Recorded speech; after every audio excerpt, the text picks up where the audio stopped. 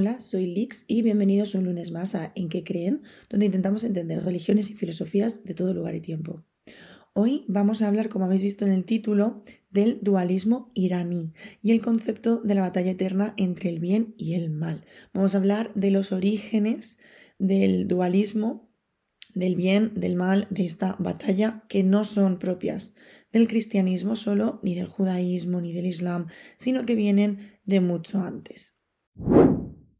Desde el inicio de los tiempos, la humanidad ha contado historias, ¿vale? Historias que nos explican el mundo antes de que existiese la ciencia y comprendiésemos las cosas de otra manera. Historias que iban sobre dioses, sobre héroes, sobre monstruos. Todos conocemos la mitología, por ejemplo, griega y romana, que son las más populares, ¿no? Y las que más se han extendido por Europa. También conocemos a Odín, a Thor, ya sea gracias a nuestra cultura general o gracias a Marvel. Por lo tanto, podemos decir que el ser humano siempre ha tenido historias para explicar conceptos, para explicar ideas y para explicar el porqué de las cosas. Y en un rincón del mundo antiguo, estas historias van a tomar una forma única. Van a convertirse en un relato cósmico donde todo lo que existe está atrapado en una batalla que jamás termina. Es por eso que la llamamos la batalla eterna. No es simplemente una lucha del bien contra el mal. También es la luz contra la oscuridad, incluso desde antes del principio de los tiempos, desde antes de la humanidad. Una guerra que no se libra solo en el cielo, sino también en cada decisión, en cada pensamiento y en cada alma. Vamos a viajar a la antigua Persia. Tenemos que situarnos en la antigua Persia, donde surge y nace el dualismo iraní.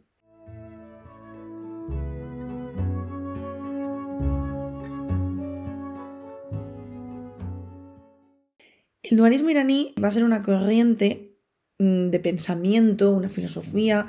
Después podemos decir que traducido en una religión con una visión de un universo muy dividido. Y esta división va a inspirar religiones, como he dicho, también va a mover imperios e incluso va a palpitar aún a día de hoy en cómo pensamos sobre el bien y el mal. Va a ser el origen del que beben tanto el judaísmo como el cristianismo, como el islam y muchas otras religiones y conceptos, incluso en la cultura más mainstream.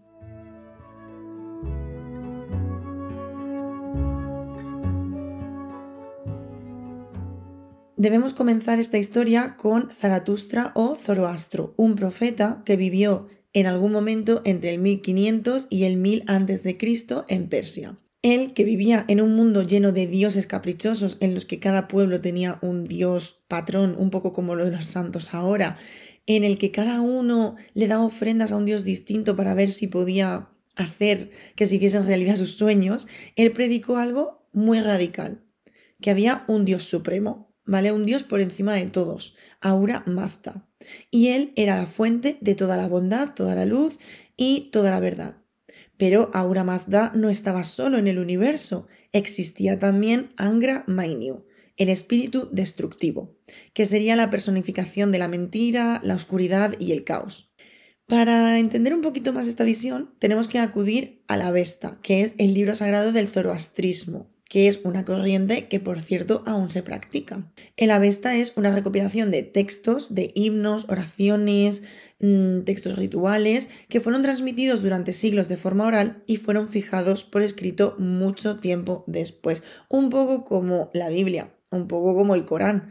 Casi todos los libros religiosos han sido primero una tradición de formato oral y después se han convertido en libros sagrados. Los versos más antiguos de la Avesta, las Gazas, fueron compuestos, según la tradición, por el propio Zaratustra y se consideran la médula espinal de su mensaje espiritual. Zaratustra habla así a su Dios en el Avesta. Oh Mazda, fuente de verdad, te invoco a ti y a los Ameshas pentas para que me ayudes contra las mentiras de Angra Mainyu. Yasna 33:11.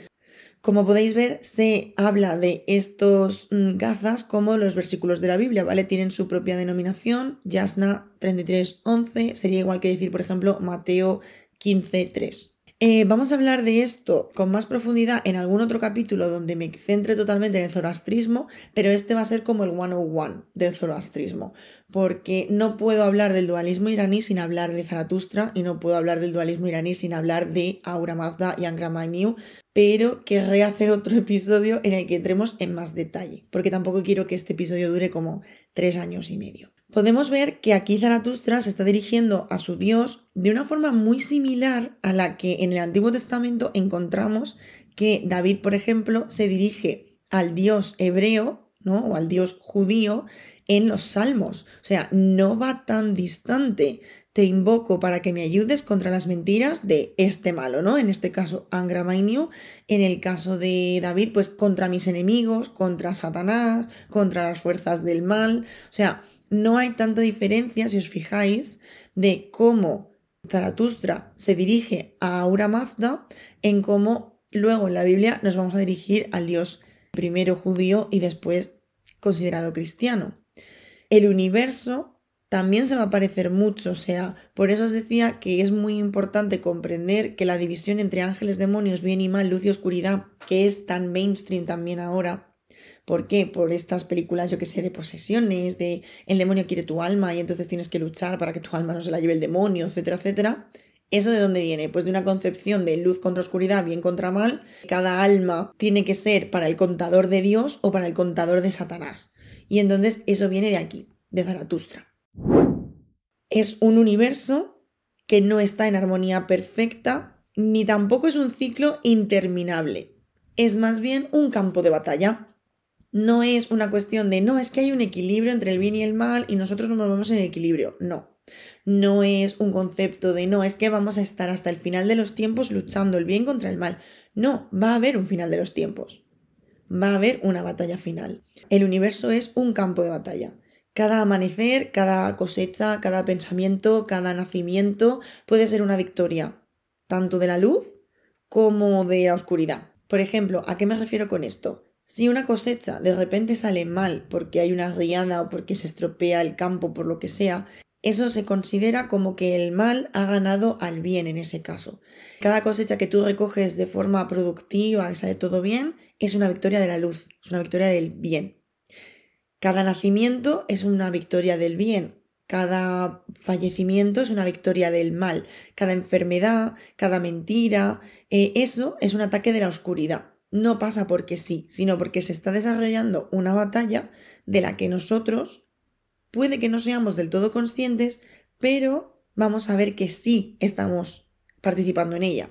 Esa es la clave de Zaratustra. Y por lo que tiene tanta importancia es porque los humanos no son espectadores de esta batalla, son soldados en el campo de batalla. ¿Y por qué destacamos esto? ¿Por qué hay que destacar esto? Porque, por ejemplo, otros textos antiguos, ¿no?, de otras religiones sí que nos hablan de esta idea del bien contra el mal o de que hay dioses luchando entre ellos. Sobre todo esto último, dioses luchando entre ellos. ¿Por qué? Porque son dioses como personificados. De hecho, de nuevo vuelvo a lo griego y a lo romano, que es lo más conocido, ¿no?, para nosotros en Europa. Y ahí podemos ver que sí que hay como rencillas, batallas, peleas entre dioses, porque es que tú te has acostado con mi hija o es que el primo de tu... Vamos, es un poco telenovelero, ¿no? Un poco novelesco. Y ahí sí que podemos ver que los dioses muchas veces utilizan a los humanos como carne de batalla, o sea, como si fuesen un bastión más para luchar sus guerras, ¿no? Entonces sí que podemos ver que hay una concepción, aunque esto también es anterior a los griegos y los romanos, ¿vale? Obviamente, pero lo que quiero decir es que sí que hay otras religiones, otras culturas, otras formas de pensamiento que también creen que hay como batallas entre distintos dioses. Lo que va a introducir Zaratustra es la idea de que nosotros, los humanos, no es que solo seamos utilizados como soldados o como carne de batalla, como he dicho antes, en plan carnaza, te lanzo y a ver si gano, a ver si tengo suerte. No.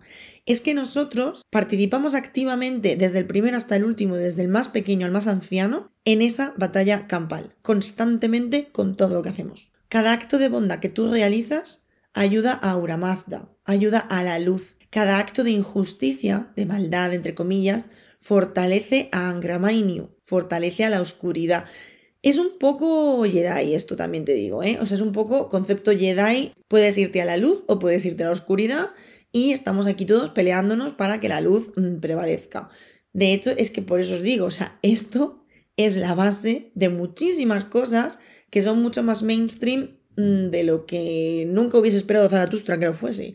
Porque Zaratustra al final es un predicador, un profeta. Él crea una religión porque ve las cosas de esta manera. Y ha terminado influenciando a una manera de pensar que ahora, hoy en día, consideramos cuasi universal. Porque está claro que hay momentos, lugares de la Tierra en las que las personas no piensan así, no tienen este concepto del bien contra el mal, pero teniendo en cuenta que Europa lo que mejor se le da es invadir, colonizar y acabar con otras culturas imponiendo su pensamiento, y que su pensamiento es el cristianismo y el cristianismo bebe de esta concepción del bien y el mal, pues obviamente vamos a encontrarnos con que esta concepción del bien y el mal ahora mismo es casi mundial. Por lo tanto, ha llegado hasta nuestros días en formato de ideologías, de creencias, pero también en la cultura popular como películas, libros y este tropo de la lucha por nuestras almas, ¿no? Hay algo luchando por nuestras almas pueden ir al cielo o al infierno, y ya no solo eso, sino que si tú eres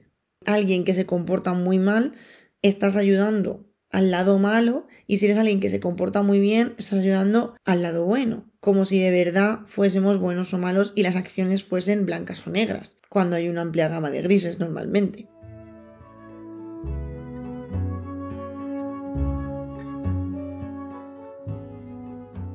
Ahora os quería hablar un poquito más de esta idea del cosmos o el universo como campo de guerra. Tenemos que imaginarnos un universo que, según Zoroastro, está dividido en dos ejércitos. De un lado tenemos a los Amesha Spentas, que son espíritus benéficos, ángeles, que son guardianes de la verdad, de la vida y del orden. Y del otro lado tenemos los Daevas, que son espíritus malignos, demonios, sembradores de engaño, enfermedad y muerte. O sea, aquí no hay nada original, queridos. En el Avesta, en el libro sagrado, el himno de Gaza Ahubanaiti describe este momento de pelea y nos dice: en el principio, los dos espíritus gemelos se encontraron. Uno eligió la verdad, el otro eligió la mentira. Entre ellos, los seguidores de la mentira vivirán para siempre en la oscuridad. Yasna 33. Es decir, ya te está avisando en el Avesta que si tú eliges el camino del mal y quieres ayudar a los Daevas y a Agra Mainyu, que sepas que después te va a tocar vivir siempre en la oscuridad. Es decir, que las decisiones que tú tomas no es que tengan solo peso en cuanto a, bueno, cada cosa buena, un puntito para Gryffindor. No, es que realmente te la estás jugando en cuanto a tu alma. Y tu alma puede terminar en un lugar muy feo si sigues ayudando a Angry Mainyu, porque nadie quiere que el mal gane. Porque si el mal gana, todo se convierte en un infierno. El dualismo iraní no va a ver el mal como una ausencia de bien, esto es muy importante, sino como una fuerza activa, algo organizado e inteligente que busca de forma sistemática acabar con la bondad de las personas. ¿Qué pasa? Que es esta guerra que en principio está sucediendo todo el rato en todos lugares, con todas las personas participando, aunque no lo sepan, no es infinita. Es una guerra que terminará. Hay otras cosmologías en las que vemos que la guerra parece algo infinito. Plan, bueno, sí, se anuncian las trompetas del final del mundo, que por cierto, pequeño inciso. Espero que estéis tan flipando como yo de que los americanos ahora mismo, no todos obviamente, pero muchos americanos súper cristianísimos, están diciendo que el rapture va a ser próximamente. Y tú dirás, ¿qué es el rapture? Es el rapto de las almas en el juicio final que subirán con Dios y Jesucristo, pues a la tierra prometida, ¿no? Al Jerusalén celeste que bajará aquí a la tierra, y entonces todo llegará al final y las almas malas se quedarán aquí sufriendo y las almas buenas subirán al Jerusalén celeste. O sea, y es que están, pero obsesionados. O sea, literalmente. Hay personas adultas creyendo que ellos van a ir y que sus hijos no les van a poder seguir porque han hecho algo malo, o viceversa, creen que sus hijos van a ascender y ellos no. Y por lo tanto están preparando sus casas para que el que se quede en la casa después del rapture, del rapto, pueda sobrevivir al infierno en la tierra. O sea, hay vídeos de peña dejando mensajes en plan, acepta a Dios, acepta a Jesús sobre todo, en tu corazón, para que tú también puedas elevarte hacia los cielos. Si te has quedado aquí y has visto que la mitad del universo ha desaparecido, tipo Vengadores, chasqueo de dedos, todos ceniza, que sepas que si aceptas a Jesús aún tienes una oportunidad de salvarte en algún momento. Eso creen ellos. Porque esto del rapto no se basa en la Biblia per se. O sea, en la Biblia hay algunos versículos que dan a entender, ¿no?, que va a pasar algo así, pero no lo dicen tal cual. No lo dicen tal cual. Se están basando en una visión de una religiosa de hace unos siglos que, bueno, pues sin más. ¿Y por qué se creen que va a ser ahora? Porque un profeta, bueno, autodenominado profeta, sudafricano, si no me equivoco, dijo en un podcast, de verdad, basta. O sea, sí, estoy diciendo esto en un podcast, pero basta con los podcasts, que el rapto iba a suceder el 25 de septiembre, que se lo había dicho Dios. ¿Perdona? Y claro, ¿qué pasó el 25 de septiembre? Efectivamente, Dios no vino a llevarse a las almas, no hubo trompetas, no hubo apocalipsis, no hubo tal. Ahora están diciendo que no, que va a ser en octubre. No sé si decían que iba a ser el 10 o el 11, algo así. Y efectivamente, pues tampoco va a suceder. Y ellos están diciendo que previamente a eso va a haber 3 días de oscuridad total. Unos dicen que es una oscuridad figurativa, en el sentido de que van a sentirlo dentro, y otros dicen que es una oscuridad real, en la que todo se va a apagar, como el apagón este que hubo en España, pero en plan mundial, y que vamos a entrar en caos, y que tendremos que encerrarnos en nuestras casas y rezar para que nos rapten pronto y no sufrir. Es que me encanta, me parece una fantasía. No da para podcast, porque me parece como demasiado, no me parece informativo, me parece... No sé cómo llamarlo. No sé cómo llamarlo sin ser muy dura. Entonces, no voy a hacer un podcast de eso. Quizá en el futuro, cuando ya se hayan calmado las aguas, porque bueno, puede ser interesante, sobre todo ver cómo reaccionan a que al final no suceda el rapto en ninguna de las dos fechas que ellos barajan. Eso puede ser interesante. Pero bueno, ese pequeño inciso, ¿no? La lucha va a tener un final para los cristianos, en este caso, este tipo de cristianos, que pueden ser evangélicos o tal, o adventistas, o hay muchos. Para esos, bueno, viene ahora en octubre, se acaba, ya está, se acabó. Para Zaratustra no sabe muy bien cuándo, ¿vale? Nos trae como unas pinceladillas, pero básicamente nos dice que no nos creamos que esto va a ser para siempre, que llegará un momento en el que todo se acabará. Que no va a ser como el rapto, sino que simplemente el mundo va a ser purificado. Os explico un poquito. Él le llama a ese día el Frashokereti. No sé si estoy diciendo bien, ¿vale? Pero Frashokereti. Y es el día en el que el bien vencerá definitivamente. En el Avesta, él canta sobre este momento, ¿no? Y dice esto. Cuando la mentira sea destruida, el mundo será renovado. Los muertos se alzarán y la vida inmortal será dada a todos. Yasna 34:15. Es decir, que va a llegar un momento en el que la maldad va a terminar, el mundo será renovado, en plan, ave fénix, y los muertos se alzarán. Que esto, ¿quién se lo copió, queridos, queridas, querides? Pues efectivamente, el judaísmo, el cristianismo, se lo copiaron. Lo de la resurrección de las almas estas cristianas, de que hay que enterrarse y no cremarse porque luego te vas a levantar con tu propio cuerpo renovado, no es original cristiano. ¿Cómo lo iba a ser? ¿Cómo lo iba a ser? O sea, yo no tengo nada en contra del cristianismo, obviamente, ¿vale? Pero es que no tiene nada de original en muchos casos y me hace mucha gracia que la gente la defienda como tan vehementemente, porque al final es como si hubiesen cogido un montón de cositas y las hubiesen juntado. Si vemos la religión como una verdad absoluta, pues queda raro. Si vemos la religión como un modo de entender el mundo, un modo de llamar a la buena actuación de las personas y un sistema de gnosis interior y también de hermenéutica, ¿no? Pues ahí ya nos cuadraría más todo esto. Pero, ¿quién soy yo para juzgar? Total, que Zaratustra nos dice que ese día, ¿no? El del Frashokereti, el mundo va a ser purificado, pero no en plan nice. O sea, no en plan florecitas purificadoras. Un poquito de Axe por aquí, un poquito de Colonia por allá.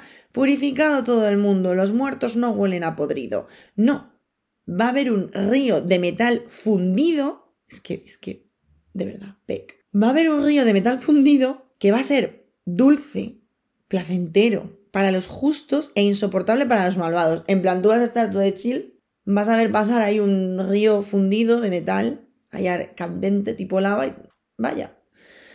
¿Qué habrá pasado? ¿Habrá abierto la puerta de algún sitio el vecino? ¿Qué será esto? Y si eres justo, ese río te va a arrastrar, pero vas a decir, bueno, es como un jacuzzi extraño, pero bien. Y si eres malvado, te vas a abrazar, obviamente. Quiero decir, te vas a abrazar. Y claro, a través de ese río de metal lo que va a pasar es que se va a limpiar el mundo, ¿no? Un poco como el concepto del diluvio universal, de limpiar, ¿no? De las personas malas. Por eso Dios hizo el diluvio universal, por si no lo sabéis, lo hizo para limpiar la tierra de hombres que habían perdido el norte, por así decirlo, y encontró que los únicos justos, los únicos que se merecían sobrevivir, era la familia de Noé.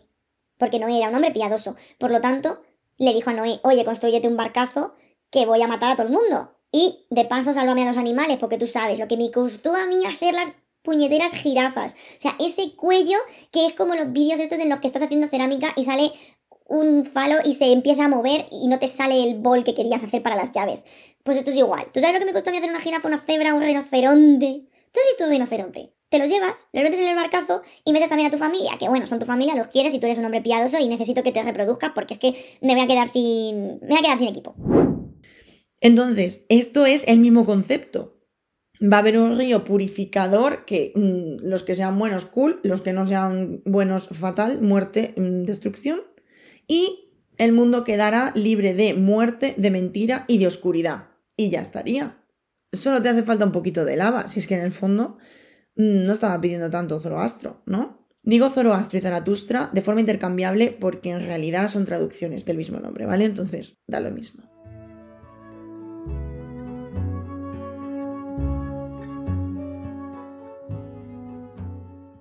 Ahora vamos a hablar un poquito del dualismo así en genérico, ¿no? Cómo se ha trasladado a otros movimientos y tal. Porque me parece interesante para comprender cómo llega también a nuestros días y que aunque beba del zoroastrismo, hay cositas que cambian por influencia de movimientos posteriores, ¿vale? A Zaratustra. Entonces, la idea persa, que es la que Zaratustra defiende, de dos principios opuestos, nos va a dejar huellas más allá de Zaratustra, porque al final era un pensamiento que ya existía de forma germinal antes de Zaratustra. Lo que pasa es que Zaratustra lo pone como en palabras potentes. Pero, por ejemplo, una de las cosas que inspira mucho esta idea es el maniqueísmo. El maniqueísmo está imbuidísimo de este concepto. Ya hablaremos del maniqueísmo en profundidad en otro capítulo porque me parece muy interesante, pero básicamente lo que hace el maniqueísmo es polarizar mucho. O sea, Zaratustra es un poquito más abierto, pero el maniqueísmo es blanco-negro, 100% literal, con cortes en medio profundos. Al final lo que hace es radicalizar esa separación luz-tinieblas y las presenta como dos sustancias eternas atrapadas en un equilibrio. Ese es el cambio. Zaratustra nos habla de algo en lo que nosotros participamos, que podemos cambiar. Una persona puede no ser 100% buena o 100% mala, sino que una acción es mala o buena. ¿Vale? Entonces no hay una separación como tan maniquea, ¿vale? Tan radical. Pero el maniqueísmo lo que dice es que esto es eterno, que esto siempre va a ser así y que las dos sustancias de la luz, las tinieblas, el bien y el mal están atrapadas y están todo el rato equilibrándose. Todo el rato equilibrándose. O sea, si una persona es mala, hay otra que es buena.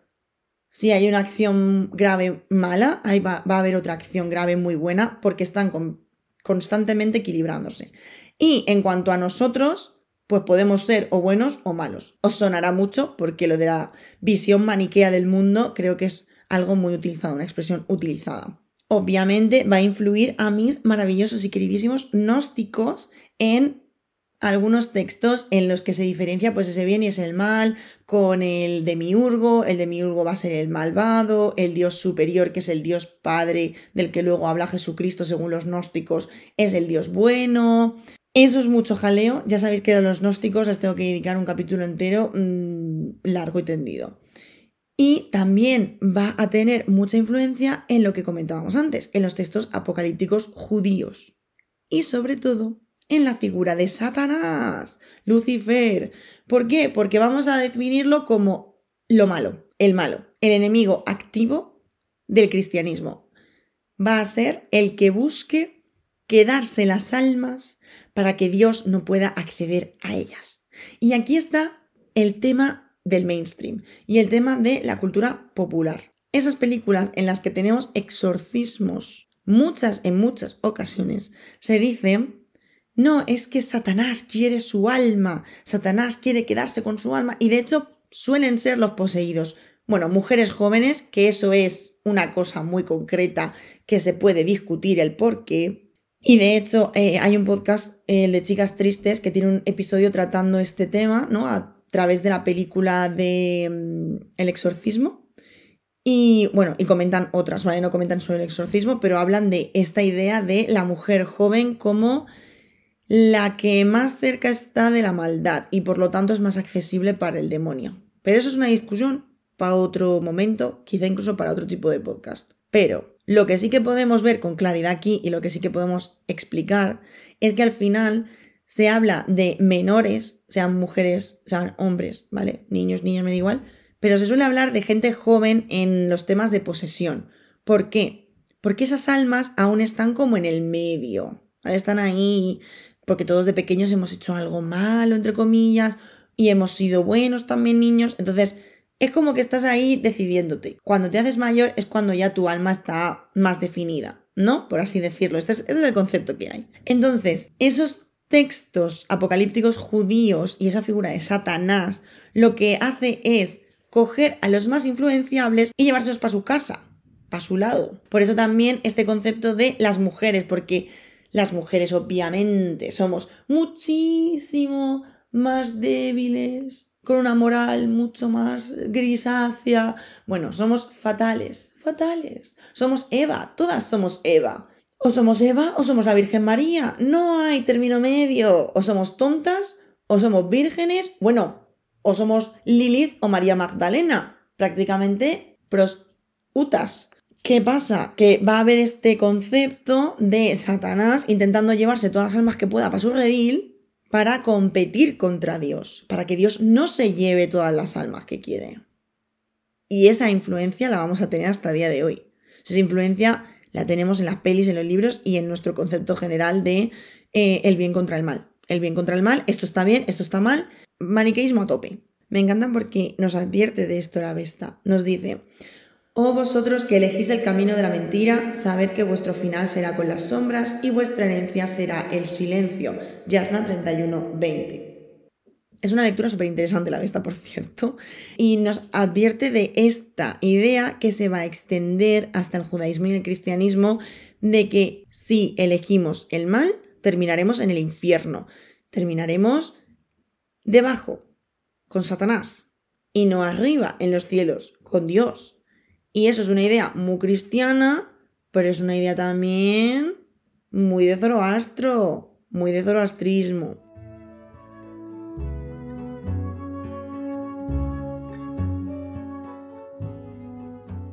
De aquí nos puede surgir una duda muy básica, ¿no? Puede parecer muy básica, ¿no? Pero muy clara. ¿Cómo llevamos esto a la vida del día a día? ¿Cómo vivía esta gente o cómo vivimos bajo ese concepto de que todas nuestras decisiones, nuestros actos y demás pueden ser algo que pese en la balanza del bien contra el mal? Pues en cuanto a la vida cotidiana, es una extensión de esa guerra cósmica. O sea, literal, tú llevas, no es una religión que practicas los domingos, es una forma de vida y de pensamiento. Por ejemplo, mantener el fuego sagrado encendido, que es algo que aún se hace a día de hoy, se considera dentro del zoroastrismo una manera de mantener el mal alejado o bajo raya. No contaminar el agua, practicar la hospitalidad, ser bueno con la naturaleza, evitar la mentira y el engaño, todo eso son cosas que son preceptos del zoroastrismo, ¿no? Son preceptos de esta dualidad en tanto en cuanto hacen que el mal se mantenga a raya y que el bien vaya ganando puntuación en esta balanza cósmica. Por lo tanto, cada persona, cada hogar, cada granero, cada palabra, cada acción tienen un peso. Pueden inclinar esa balanza hacia la luz o hacia la sombra y debemos de ser muy cuidadosos en cómo hacemos las cosas, en cómo hablamos y demás. Es una religión, en mi concepto, bastante dura de seguir en el sentido de que a ver, obviamente te puedes permitir errores, somos humanos, pero en general me parecen personas que miden mucho sus acciones y sus palabras y creo que puede ser duro a largo plazo. El Avesta, de hecho, que es el libro sagrado, instruye que el fuego arda puro en tu casa, que el agua no se manche, que tu lengua no hable falsedad, pues cada mentira es un regalo a Agria Mainio. Vendidad 5:21. Es decir, lleva mucho cuidado con lo que digas. Ya no es que jures en falso, que no sé qué, que también son cosas muy cristianas luego, ¿no? No solo eso, sino que hables bien, básicamente, o sea, que trates bien a todo el mundo a tu alrededor. O sea, creo que se ve claramente, ¿no?, el hilo de conexión aquí. Y en cuanto a la lucha interior que podemos llevar como seres humanos, no ya llevándolo tanto a las acciones hacia afuera, sino por dentro, Zaratustra dice y enseña que el combate es íntimo también y que sucede dentro de nosotros mismos. En cada uno de vosotros hay dos espíritus. Uno os conduce a la luz, otro a la oscuridad. Elegid y sed responsables de vuestra elección. Yasna 32.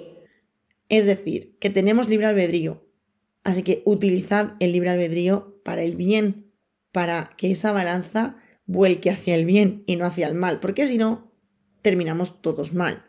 Ese dualismo nos recuerda que esa guerra eterna se libra en lo cotidiano y que debemos ser honestos en el trabajo, cuidar de la naturaleza, cuidar de nuestros seres queridos, también de los que no nos son queridos.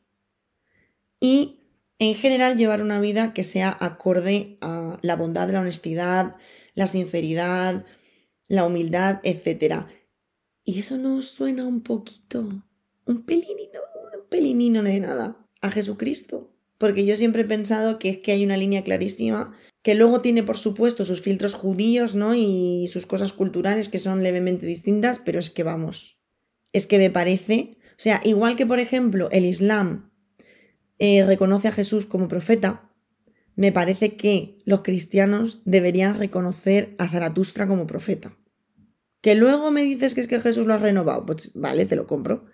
Pero el zoroastrismo ahora es verdad que no está como en números tan altos, ya hablaremos de eso en el capítulo específico del zoroastrismo. Esto es como una introducción al zoroastrismo y la dualidad, pero es que esto es claramente lo que es. O sea, es una de las religiones que me parece más interesante, también te digo, por su antigüedad y por lo mucho que perduran sus ideas a día de hoy. Y no solo que perduren, sino que las han acogido otras religiones, porque hay religiones muy antiguas, como el hinduismo, que son muy antiguas, duran muchísimo, los Vedas, todo esto, están a día de hoy y llevan muchísimo tiempo. Culturalmente han evolucionado, pero es verdad que se parecen mucho a sus inicios. Y eso es de admirar, pero hay como una quietud en la tradición, ¿no? Como un inmovilismo. Y sin embargo, lo que pasó con el zoroastrismo, en mi opinión, es que gustó tanto que lo que hicieron las religiones de alrededor, las culturas de alrededor, fue coger lo que les interesaba y cambiar el resto. Coger el mensaje principal, me convence mucho, me gusta mucho la idea de hacerle pensar a la gente que participa en una guerra cósmica. Ahora, es que el lore de alrededor igual es un poquito asiático, un poquito demasiado persa, un poquito demasiado difícil de comprender. Así que les voy a dar algo relativamente más sencillo, que es Dios y Satanás.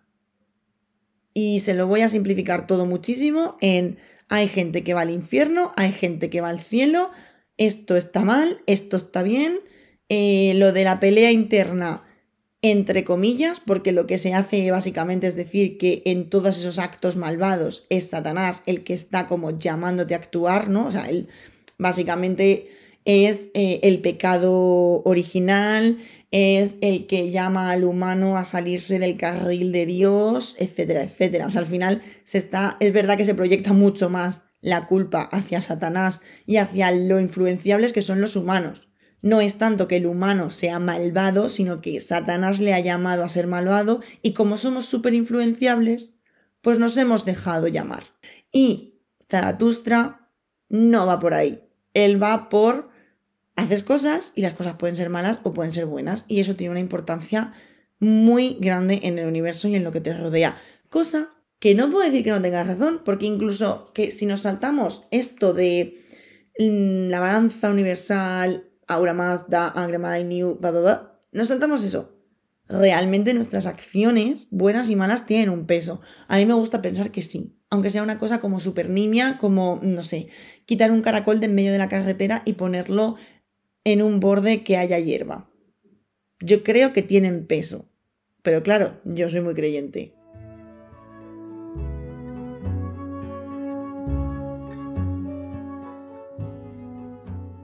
Para terminar este capítulo, después de esta reflexión, ¿no?, de todo lo que hacemos tiene un peso, tenemos que recordar y darle importancia a esta antigua Persia que nos ha legado muchas cosas. Y una de ellas, y la más importante, una visión del mundo donde el bien y el mal no son abstracciones filosóficas, sino que son realidades que vivimos y de las que participamos, que nos interpelan a cada momento. Quizá por eso, miles de años después, pues seguimos contando historias donde la sombra de la maldad avanza y la luz resiste, ya sea en formato cristiano o en formato superhéroes, en los que siempre hay buenos y malos. Y quería terminar con otra cita de la Vesta. Oh Mazda, danos fuerza para elegir la verdad y que nuestros actos sean flechas contra la oscuridad. Yasna 43:5. Y hasta aquí el episodio de hoy. Espero que os haya gustado. Dejadme en comentarios qué pensáis y nos escuchamos en el próximo.